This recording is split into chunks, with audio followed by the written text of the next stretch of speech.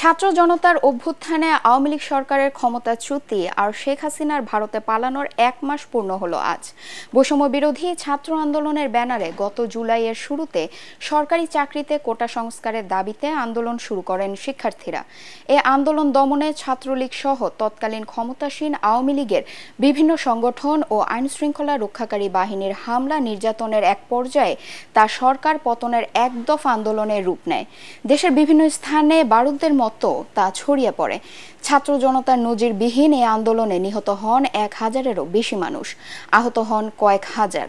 ছাত্র জনতার অপ্রতিরোধ্য আন্দোলনের মুখে ৫ আগস্ট শেখ হাসিনা প্রধানমন্ত্রীর পদ থেকে পদত্যাগ করে দেশ ছেড়ে ভারতে যান।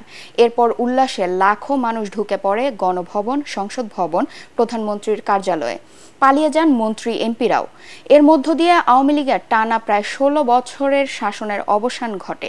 এরপর ৮ আগস্ট শান্তিতে নোবেলজয়ী ডক্টর মোহাম্মদ ইউনূসের নেতৃত্বে অন্তর্বর্তী সরকারের উপদেষ্টা পরিষদ শপথ নেয়।